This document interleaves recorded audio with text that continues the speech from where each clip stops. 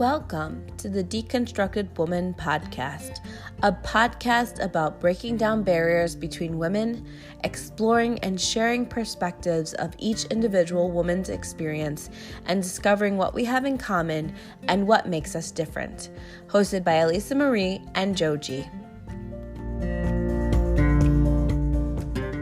Welcome back to the Deconstructed Woman podcast. We are excited to jump into our new topic for today, talking about how STEM, which is science, technology, engineering, and mathematics, has evolved and is influencing girls all the way into womanhood through the generations. So Joji and I were just talking before we kind of started this podcast about the different experiences that we've had with it. So Joji, do you want to talk about, because you were saying how your daughter kind of was at the start of this and what your experience was like? Sure. So I was reflecting on the fact that as I was growing up, I don't remember hearing about STEM or understanding what that stood for. And it wasn't until I became a parent and probably in the early 2000s that I started hearing the acronym STEM and understood that it was really about encouraging women or young girls to invest in learning and understanding, exposing themselves to these different science and engineering concepts and things like that. And so I started seeing more and more classes or just referencing that and this idea that, of course, we want to attract more girls to these specialties and that it doesn't have to be a male dominated areas or industries. And so I think my daughter was sort of in the thick of that when it was happening, and she was part of the wave. And I think she was sort of raised with this idea, and it was new, but I don't think she knew it was new. I think I knew that it was new and sort of in progress. By the time that she went to college, she was really, I think, inspired by that. And when she was in college and as a senior in college, she started a STEM group for women in minority cultures. And so she established that as a senior. And my understanding is that that is still alive and kicking at Augustana College, where she graduated from. So she at that point was feeling like, okay, this is something we really have to now branch out to, the underrepresented women in the STEM fields. And so I was very pleased to see her do that and really run with that and develop herself, and understanding that as a person of color, that she wants to attract women of all ethnicities into the STEM fields. So that was sort of my journey through it. But I'm also, I guess my biggest question about this was, have we seen the outcome that we wanted? Is there, do we think, I don't think that either one of us have any research to say, yes, since STEM started in X time, we've seen an increase of women in the engineering fields by X percent. I don't mean it that quantitatively as much as maybe more like, what have we observed in the culture? What have we observed in, job areas? I definitely can say with my work in recruiting physicians that now more women become physicians than men. Last time I looked, it was 51% of graduating physicians were women. And that was the first time ever that had happened. And I can tell you from just working in the industry that having women now be even in such a small number, on one hand, 51% seems very small compared to, you could go 70%, 80%, but the tremendous impact it's had on maternity and paternity leaves, different kinds of physician roles that have become more consolidated, like hospitalist medicine, laborist positions, intensivist positions where women will do, or, fields have emerged where you're going to do, 16-hour shifts in a row so that you can work 2 or 3 days a week instead of working 5 days a week. That way you'll have more time at home. And so that shift of women becoming the higher number of graduates in medicine has changed the face of medicine as well as the structure of medicine. So I can see that in the medical field that women have definitely stepped up the numbers in that arena. Anecdotally, I can say that I feel like that's true in engineering as well, but I don't have any data to represent that. Have you noticed any changes as you were coming up? Elisa, you're probably 15 years younger than me, so what was your experience with STEM growing up or in your formative years, high school, college? Yeah, I think I was actually probably like I'm in between because I don't think that it was very prominent, or if it was, it wasn't explicitly stated to me as I was in high school and entering into college. So I think probably your daughter was after me because I don't really recall it ever being emphasized. I know for me math is not a strong point. It never has been. I got through my classes, but it wasn't ever something that I was like, oh, I'm good at this. And through science, I had my best friend who was 2 years younger than me. He pretty much tutored me through all of my science classes because, again, it wasn't something that spoke to me. I was much more drawn to like human services and art, and just so I feel like I'm like that very stereotypical like girl in some ways. But I think that, what I am seeing now with my daughter is that it's almost infiltrating many aspects of kids' play, and we're just seeing it a lot more. So, I have a 7, a 5, and a 1 year old. And so, amongst the three of them, I see even there's baby toys that like a rattle that looks like an atom, and just like these things where they're just kind of infusing it into everyday toys and things like that.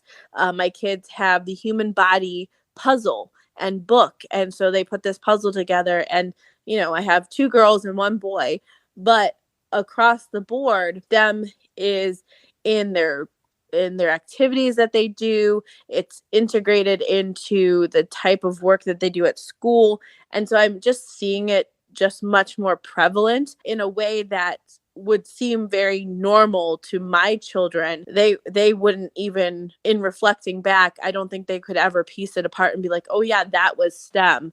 It's just infused across the board in their toys and their play and how they view the world. Like Ada Twist Scientist, which is like one of my favorite TV shows for the kids, is about this little girl, and she talks about gravity and just a lot of STEM concepts, but in a very fun way that children are gravitating to. And, that's something that I didn't see in cartoons when I was a kid, or even, kind of in the years after that. And of course, maybe I'm more I'm more inundated with children's cartoons right now, having little kids. But Right. it's so refreshing to see a TV show, even watches this show about these cars and their race cars, but it's not just about race cars. They'll ask, okay, if we take this trajectory, where does that land us? So it's not even, they're not consciously saying, like, oh, this is science. We're learning about trajectory. They just learn, like, oh, that's different weights and different things like that. And so I'm just seeing it kind of across the board infused. And I think that it's really neat, but it's also kind of the evolution of it. Right. And I do think as I'm thinking about it, STEM has done a really good job sort of marketing and branding itself. And so now when you see STEM on books and activities and classes and school books, and like it is just everywhere. And so you're inundated with it. And now it's almost to the point that I think children's toys want that stamp on there because it means that it is a learning activity, and that parents, of course, think that that's doing their kids good if there's a book with that sort of emblem on it. And so I think that maybe, who knows, we're getting to the other place now where we're going to, it's going to be diluted, and maybe it's not as authentically focused, but I think we have a ways to go with that. As I was thinking about STEM, I've also started hearing about STEAM. And STEAM is science, technology, engineering, art, and mathematics. And I'm almost wondering if STEAM is targeted towards boys, because boys have historically not been directed in the art fields.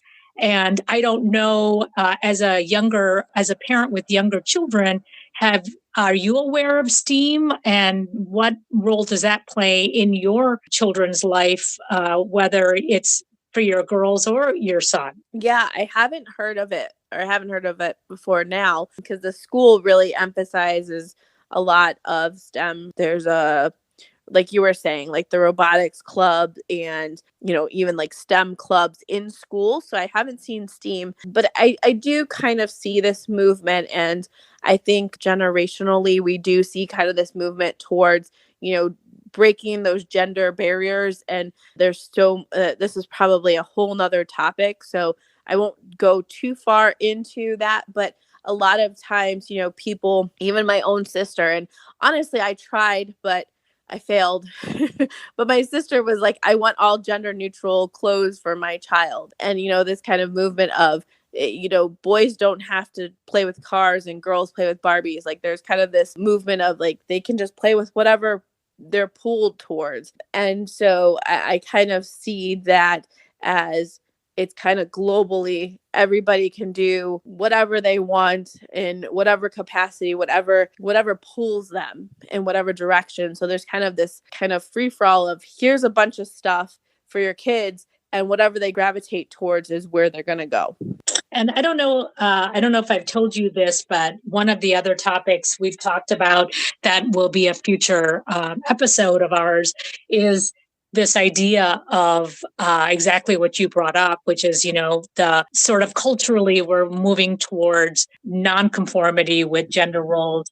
But I have a friend of mine who's a neurologist who clearly says that there's a male brain and a female brain. And he lent me this book called Brain Sex.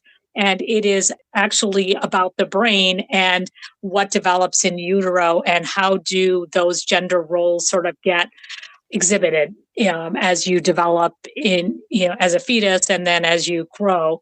And I will tell you from how far I've gotten into this book that those parents will be disappointed. You can, from what I've read thus far, you can dress children in gender neutral clothes. You can buy them neutral toys, but at some point, a boy is going to pick up a gun and a car, and a girl is going to pick a doll. And it has nothing to do with conditioning by parents as much as it has to do with their innate brain development. And I don't know enough about it to talk about it, but it definitely will be a future topic because you and I have talked about it before and just said that could be interesting. So more to come on that. But, I think that like we've said many times, our conversations are all interrelated. And some topics we think we're going to talk about this, and then we end up moving into that. And there might be one or two additional podcast topics that come out of that. So we're going to touch upon it and we're going to, talk about lots of different things. But, what we have today is really about, okay, do we think that it's really made an impact on girls? And I do think, I generally feel like, because I feel like I was at the start of it and I see at the finish of it, I do feel like there's a lot more acceptance of women in hardcore mathematics, finance, engineering kinds of areas. Biomedical, I begged my daughter to go into biomedical engineering because of the desire to have women. A woman can write her own ticket if she was to go into biomedical engineering because they're desperate to have that perspective. So there's a lot of companies that are looking to hire women in those. And I think there's a lot of research that says women in different teams bring complementary skills to men in those different jobs. And so there's a lot of desire to have just a diverse team approaching with, things like project management or looking at different ways of approaching things. And diversity, I think, really does bring the best out of each team. And so I believe that as a parent who's got a 26-year-old and I didn't really know about STEM when I was growing up and I've seen the evolution, I really do think that younger girls will, and I'm glad to hear that, your children won't feel like they knew a world without STEM because it's just so much part of the fabric of their lives. I think that's the testament to the fact that it has worked and that, it's not just for girls, it's for everybody. And, it's really being put out there or marketed or branded, whatever you want to say, for all children to really reach their potential and not limit themselves or artificially limit themselves because they're told they can't do that, or it's not, girls don't go into that field, or boys shouldn't do this. I think the more we can let people choose their own destiny and understand what their strengths are and pursue those. I mean, that's good for everybody, I think. Yeah, I would absolutely agree. And I think that it's refreshing to see. And I'm trying to think of, the people, again, I don't know. I don't know that I see it in my friends and kind of generationally as much as I see it in the generations beyond.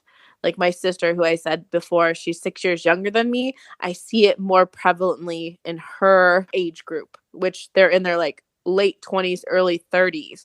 And I see them, which I think is right around, you had said, like around the age of your daughter. So, I think that they got it, that I see that influence because she works with a lot of very prominent women in the entrepreneurial world.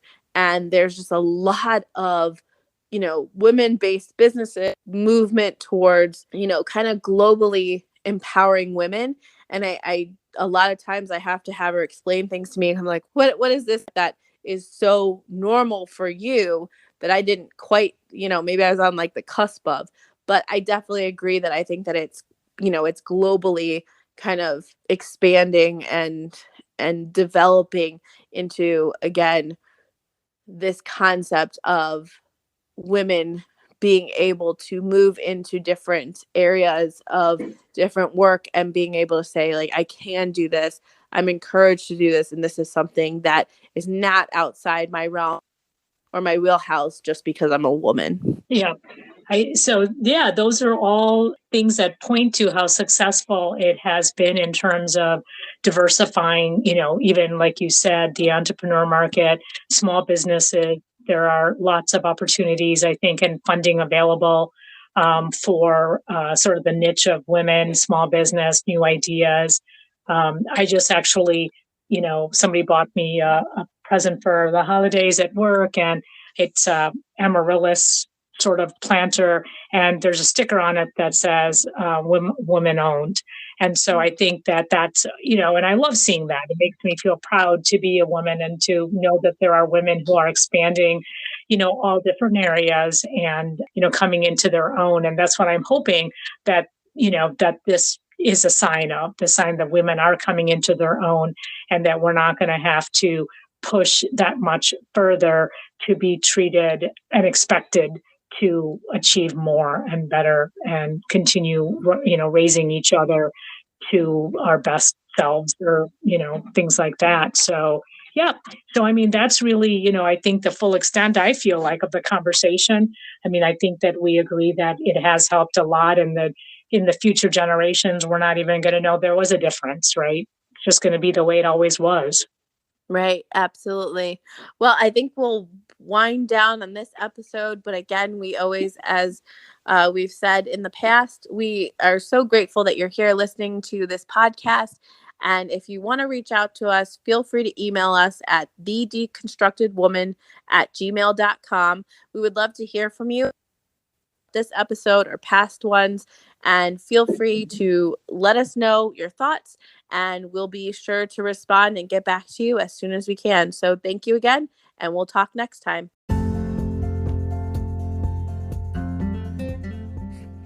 Thank you for listening to our podcast, The Deconstructed Woman. If you liked this podcast, please share it with your friends, rate this episode, or subscribe to be notified of all new content. We want to hear from you, our listener. Do you have thoughts on the discussions we're having? Want to share topic suggestions, or want to join us for a topic that you're passionate about? Contact us at our email address, thedeconstructedwoman@gmail.com.